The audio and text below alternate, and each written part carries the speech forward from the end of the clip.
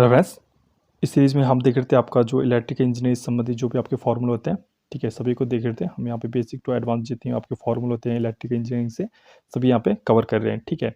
इससे पहले हमने 5 पार्ट में आपका फॉर्मूले यहाँ पे कवर कर लिए हैं। अभी हम बेसिक इलेक्ट्रिकल से स्टार्ट किए हैं, ठीक है।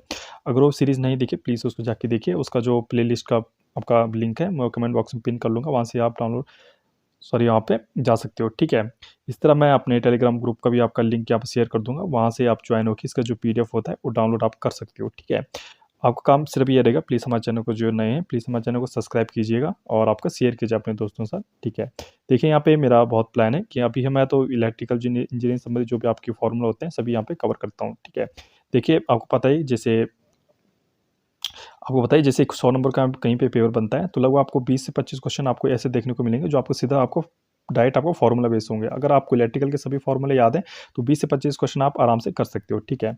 मैं बता रहा था आपको कि कहाँ पे मेरा क्या टारगेट, ठीक है। मैं टारगेट ये है कि अभी मैं फॉर्मूला कर रहा हूँ, अगर आप करेंगे तो हम सभी जो सब्जेक्ट वाइज भी आपका कवर करेंगे, ठीक है। यहाँ पे जो आपका पेड कोर्स होते हैं, ठीक है, मैंने सभी आपको नोट्स बनाए, मैं हैंड रिटन नोट्स से आप सभी आपका यहाँ पे प्रोवाइड करूँगा आपको, ठीक है। चाहे क्लास नोट्स हो चाहे ऑनलाइन हो आपके नोट्स सभी यहाँ पे प्रोवाइड कर लूँगा, ठीक है।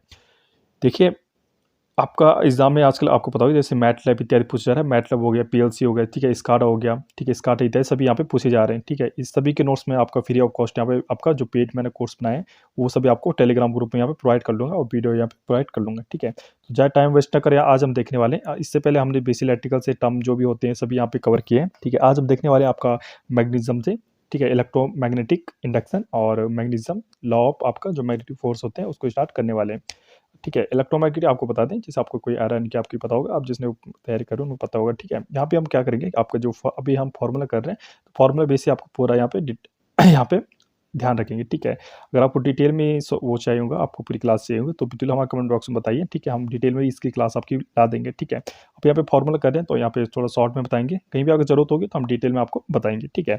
इलेक्ट्रोमैग्नेटिक आपको जैसे आयरन की कोई रोड है तो इसमें अगर कोई अब कॉइल लिपटी जाए, यहाँ से आप EMF अगर यहाँ पे प्रोवाइड किया जाए तो क्या करेगा, ये आपका एक इलेक्ट्रोमैग्नेटिक की तरह आपका इंडक्शन की तरह वर्क करेगा। इंडक्शन आपको बता दें जैसे आपका कोई एक कॉइल है दूसरी कॉइल है, यहाँ पे अगर कोई EMF में अगर चेंज होता है, फ्लक्स में चेंज होता है, दूसरे में आपका एक EMF जनरेट होता है जो वहाँ पे भी आपका फ्लक्स में चेंज होता है, तो इसका क्या कहलाता है, म्यूचुअल इंडक्शन कहलाता है। वो आगे आप पढ़ेंगे, ठीक है। एक होता है आपका सेल्फ इंडक्शन, ठीक है, दूसरा होता है आपका म्यूचुअल इंडक्शन, ठीक है। दोनों को यहाँ पे पढ़ेंगे हम आगे। आपको बता दें जैसे आपका कोई भी आपका मैग्नेट होता है, आपके कहीं कोई भी आपका कितने हज़ारों लाखों टुकड़ों में आपका छोटे से पीस के कर लिया जाए तो उसके 2 पोल हमेशा रहेंगे, ठीक है। आपको नॉर्थ और साउथ पोल तो रहेंगे, ठीक है। तो आपको पता होगा जो आपका बहुत ही आपका बेसिक फिजिक्स है, नॉर्थ होते हैं, सेम आपका पोल वाले क्या करते हैं, आपको रिपल करते हैं, आपको क्या प्रतिकर्षण करते हैं, और सेम आपका जो पोल रहते हैं आकर्षित करते हैं, ठीक है, अट्रैक्ट करते हैं एक दूसरे को, ठीक है। आपको इससे पहले हमने बताया था कूलॉम लॉ हमने देखा था, ठीक है। एम क्या होता है, यहाँ पे एम क्या होता है, पोल आपका इंटेंसिटी होता है या पोल स्ट्रेंथ जिसको बोलते हैं, पोल स्ट्रेंथ रह जाती है उसको एम से यहाँ पे डिनोट करेंगे, ठीक है। पूरी इलेक्ट्रिकल में आप जान लीजिए जहाँ पे एम एम दिखेगा वो क्या रहता है आपका एम, वैसे मास भी होता है लेकिन स्पेसिफिक कहीं अगर मास की जिक्र ना हो कहीं पे यहाँ से लिखो तो एम का मतलब क्या होता है, यहाँ पे पोल आपका स्ट्रेंथ यहाँ पे कहलाएगा, ठीक है, मैग्नेटिज्म की भाषा में। तो एफ इक्वल टू आपने जैसे कूलॉम लॉ पढ़ा था वही आपके सेम 1/4 पाई एप्सिलॉन आर, ठीक है।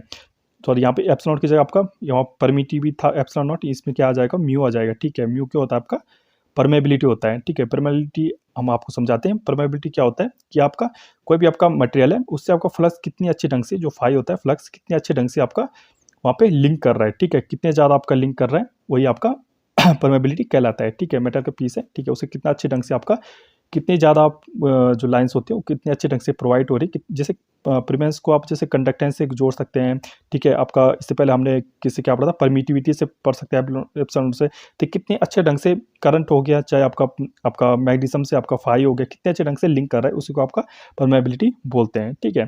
तो वही है आपका, ठीक है, 1/4 पाई, ठीक है, 4 पाई आपका mu not mu r M1 M2 upon d square, ठीक है। इसके यूनिट होते हैं एन होती है, ठीक है।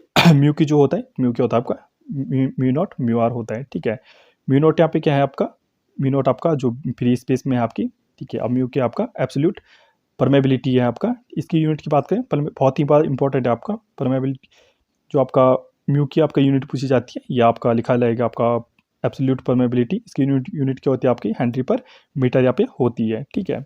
म्यू आर की बात करें, म्यू आर की आपका रिलेटिव परमेबिलिटी है, इसकी आपकी कोई भी यूनिट नहीं होती है क्योंकि आपका परमेबिलिटी म्यू आपका मटेरियल आता है अपॉन म्यू क्या आता है फ्री स्पेस या एयर आता है, तो दोनों से दोनों कट जाता है, आपका न्यू यूनिट यहाँ पे रहती है, मतलब कोई भी यूनिट नहीं होती है। ये एक आपका गूगली होती है, एग्जाम में आता है कि आप परमेबिलिटी की आपकी रिलेटिव परमेबिलिटी यूनिट बताइए, लेकिन यहाँ पर दिया रहेगा बहुत सारी यूनिट, लेकिन आपको क्या टिक करना, आपका नो यूनिट यहाँ पे टिक करना है। ठीक है, आपका एब्सोल्यूट परमेबिलिटी की हमने यूनिट बता दी है, हेनरी पर मीटर होती है। ठीक है, इस तरह आपका म्यू नॉट क्या होता है, आपका परमेबिलिटी ऑफ फ्री स्पेस। कहीं पे अगर कुछ नहीं दिया हो तो क्या मानते हैं, आपका परमेबिलिटी ऑफ फ्री स्पेस हम खुद से मानते हैं। ठीक है, म्यू नॉट की बात करें तो म्यू नॉट का आपके मान भी होता है 4 पाई इंटू 10⁻⁷ हेनरी पर मीटर। ठीक है, ये आपका जब क्वेश्चन आएंगे वहाँ पे आप रखने के लिए बहुत ज़्यादा इंपॉर्टेंट, आपको याद रखना हो, मोस्ट इंपॉर्टेंट ये फॉर्मूला 4 पाई इंटू 10⁻⁷ हेनरी पर मीटर। ठीक है, जैसे आपका जैसे एम होता है, तो एम की भी यूनिट आपकी क्या होती है, वेबर होती है। ठीक है, वेबर क्या होती है, आपका फ्लक्स की भी आपकी यूनिट होती है। ठीक है, इस तरह देखते हैं फ्लक्स क्या होता है आपका। जैसे आपका आपका जैसे सर्किट में होता है, जैसे करंट होता है, वैसे ही मैग्नेटिज्म क्या होता है, आपका फाई होता है। जैसे ठीक है, आई को तो हम क्या लिखते हैं, आई को तो वी अपॉन आर लिखते हैं। इसी तरह आपका जो फ्लक्स होता है, फाई फ्लक्स भी आपका क्या होता है, एम एफ जो फोर्स होता है अपॉन आपका रिलक्टेंस होता है। रिलक्टेंस जैसे यहाँ पर रेजिस्टेंस होता है, यहाँ पे क्या होता है, आपका रिलक्टेंस यहाँ पे होता है। ठीक है, तो क्या होता है, फाई को to M F upon reluctance होता है। एम एफ क्या होता है आपका, एन आई क्या होता है आपका, कितने नंबर ऑफ टर्न है, और करंट जो यहाँ पे प्रोवाइड की जा रही है कितनी आपकी मान की है, उसको क्या बोलते हैं, एमएफ बोलते हैं। तो एन आई इसका फॉर्मूला रिलक्टेंस से किससे डिनोट करते हैं हम, आर से नहीं करते, आर हम किससे डिनोट करते हैं, आपका रेजिस्टेंस डिनोट करते हैं, इसलिए यहाँ पे मैग्नेटिज्म क्या करते हैं, आपका ऐसे यहाँ पे डिनोट करते हैं। तो एन आई ठीक है, और जो आपका यहाँ पे रिलक्टेंस होता है, इसका फॉर्मूला क्या होता है, आपका 1 upon mu not mu R L upon A होता है, जो यहाँ पे आपका लिख रखा है यहाँ पे। ठीक है, और फ्लक्स की जो यूनिट होती है वो वेबर होती है। तो रिलक्टेंस किस तरह से फॉर्मूला क्या आ जाता है आपका, S equal to L upon mu not mu are A. ठीक है, इक्वल टू क्या होता है आपका, एम एफ अपॉन फ्लक्स यहाँ पे होता है। ठीक है, आई होप आपको समझ आ रहा होगा। इसकी जो यूनिट होती है आपका एम एफ क्या पढ़ा था मैंने, एन आई पढ़ा था। एन क्या है आपका, आपका एन क्या है, टन है, तो टन टी हो गया, आई क्या हो गया, एम्पियर, तो ए टी अपॉन अपॉन में फाइव लिखा था हमने, फाइव क्या होता है, वेबर। तो यहाँ पे ये होता है, या आपका हेनरी क्या होता है, आपका इनवर्स आपका क्या होता है, रिलक्टेंस का फॉर्मूला होता है। एम एफ का एक और फॉर्मूला होता है, ये बहुत ज़्यादा इंपॉर्टेंट है, N I equal to mutual या एम पे 10 या आपका गिलबर्ट। ये क्वेश्चन बहुत बार आता है कि गिलबर्ट आपकी किसकी यूनिट है, आपकी एम एफ की आपकी यूनिट है आपकी गिलबर्ट। ठीक है, 1 गिलबर्ट ये पूछा जाता है, बहुत ज़्यादा मोस्ट इंपॉर्टेंट है आपका एग्जाम में। देखिए मैं जो यहाँ पे फॉर्मूला रखे हैं पूरे आपका 1 लाइनर समझ के चलिए कि आपको पूछे गए हैं कहीं ना कहीं। ठीक है, तो 1 गिलबर्ट क्या होता है आपका, 10 अपॉन 4 पाई एम्पियर टन क्या होता है, 1 गिलबर्ट इक्वल तो होता है। बात करें परमियंस की, परमियंस जैसे आपका कंडक्टेंस होता है उसी तरह आपका परमियंस होता है। तो पी इक्वल टू क्या हो जाएगा, 1 अपॉन एस हो जाएगा। ठीक है, P equal to 1 upon S. ठीक है, तो आपका क्या होता है, रिलक्टेंस अगर घटेगा तो परमियंस अपना आप ही बढ़ जाएगा। इसकी यूनिट क्या होती है आपकी, वेबर अपॉन एम्पियर टन होती है, जो आपका हेनरी होता है। मैग्नेटिक फील्ड स्ट्रेंथ की बात करें या इंटेंसिटी बात करें, आपको बता दें जैसे दो आपका पोल है। ठीक है, ये आपका सेम है। ठीक है, वही आपका 1/4 पाई एप्सिलॉन आपका sorry mu not mu r. ठीक है, आपका एम वन। ठीक है, एफ इसका जो कूलाम लॉ हिसाब से निकले थे वही यहाँ पे आए रखे थे। ये आपका स्टड होता है। ठीक है, इसका पूछा जाता है कि स्टड आपका किसका, आपका यहाँ पे यूनिट होता है किसका होता है, आपका मैग्नेटिक फोर्स का आपका स्टड यहाँ पे होता है। तो ये आपका 10 स्टार्ट यहाँ पे जो इसको याद रख सकते हो, 10 स्टार्ट 10 की पावर 3/4 पाई एम्पीयर टन होता है, 10 सी होता है सिर्फ 9.57 एम्पीयर टन पर मीटर। ठीक है, नेक्स्ट देखते हैं आपका एच क्या होता है, आपका मैग्नेटिक फील्ड इंटेंसिटी होता है। तो क्या होता है, N I upon L, M F upon क्या होता था आपका, एल होता है। इसकी यूनिट क्या होती है आपकी, एम्पीयर टन आपका मीटर होता है। मोस्ट इंपॉर्टेंट फॉर्मूला ये आपका बहुत जगह आपका लगाने के लिए आएगा। ठीक है, इस तरह मैग्नेटिक जो पोटेंशियल होता है क्या होता है आपका, एम अपॉन पाई आपका फाइव आपका होता है। बात करें इसके बाद आता है आपका फ्लक्स डेंसिटी। तो फ्लक्स डेंसिटी पी को क्या होता है आपका 5/A होता है। इसका मतलब क्या हो गया आपका कि पर यूनिट आपका कोई एरिया है, ठीक है, उससे कितने नंबर ऑफ आपका जो फ्लक्स लाइन्स है कितनी ज़्यादा आपको गुजर रही है उसको क्या बोलते हैं, आपका फ्लक्स डेंसिटी आपका बोलते हैं। इसकी यूनिट होती है आपकी टेस्ला। ठीक है, पूछा जाता है कि टेस्ला किसकी यूनिट है आपकी, तो फ्लक्स डेंसिटी की यूनिट है। बहुत फेवरेट क्वेश्चन है आपका एग्जाम की दृष्टि से, आपको याद रखना है। ठीक है, इस तरह को फाइव यहाँ आ जाएगा तो क्या होता है 5/BA cos फाइव इसका होता है। ये क्या ऐसी क्वांटिटी, ये पर आपका जो लाइन है ये आपका एक क्वेश्चन है, ये भी आपका क्वेश्चन है, वेबर पर मीटर स्क्वायर ये भी आपका क्वेश्चन है, टेस्ला भी आपका क्वेश्चन है, और लाइन 5/BA cos फाइव भी ये क्वेश्चन है। और कैसी क्वांटिटी है, वेक्टर क्वांटिटी, ये भी आपका क्वेश्चन है। और ये भी आपका क्वेश्चन है 1 टेस्ला इक्वल टू होता है आपका 10⁴ गॉस यहाँ पे 1 टेस्ला इक्वल टू होता है। परमेबिलिटी की बात करें तो 5/B/H होता है। ठीक है, ये हेनरी पर मीटर या वेबर अपॉन एम्पीयर टन यहाँ पे होता है। और म्यू नॉट की जो वैल्यू होती है म्यू नॉट म्यू आर होती है। और क्या हो जाएगा B/H, म्यू नॉट नहीं होगा म्यू होगा सिर्फ। ठीक है, और बात करें म्यू नॉट की आपके जो रिलेटिव जो परमेबिलिटी होती है यहाँ पे म्यू नॉट लिख के म्यू आर होना था क्योंकि रिलेटिव है आके, ठीक है। तो इसके बी आप मेटेरियल और बी आपका फ्री जो या वैक्यूम में होता है, इसकी यूनिट क्या होती है आपकी रिलेटिव, आपकी नो यूनिट, मतलब कोई भी आपकी यूनिट नहीं होती है। इंटेंसिटी ऑफ मैग्नेटाइजेशन की बात करें तो I equal to pole strength upon pole area होता है। पोल स्ट्रेंथ मैंने बात किया था आपको, एम से डिनोट करते हैं और एरिया आपका ए है, इसका आपका यूनिट क्या हो जाता है, वेबर पर आपका मीटर स्क्वायर हो जाता है, ठीक है। इस तरह flux density is due to its own जो मैग्नेटिज्म की, जब खुद से आपका आउन जो मैग्नेटिज्म होता है आई इक्वल टू एम अपॉन ए, आपको वेबर पर मीटर स्क्वायर यहाँ पे, ये बहुत इंपॉर्टेंट है आपका ससेप्टिबिलिटी, ये के से डिनोट करते हैं ससेप्टिबिलिटी को। ये आपका क्वेश्चन में आपका रखने के लिए आता है, तो के इक्वल टू सिंपल होता है आई अपॉन एच होता है, ठीक है। आई का हमने देखा था फॉर्मूला इस पे पहले, ठीक है। यूनिट क्या होता है, वेबर पर मीटर स्क्वायर होती है, और एच की क्या है, एच जो इंटेंसिटी पड़ी थी एन आई अपॉन एल पड़ा था, ठीक है। तो यहाँ से क्या आ जाएगा, एम्पियर टन मीटर आ जाएगा, तो इसका क्या हो जाएगा यूनिट म्यू अपॉन मीटर, या आपका वेबर पर आपका एम्पियर टन यहाँ पे फॉर्मूला होता है।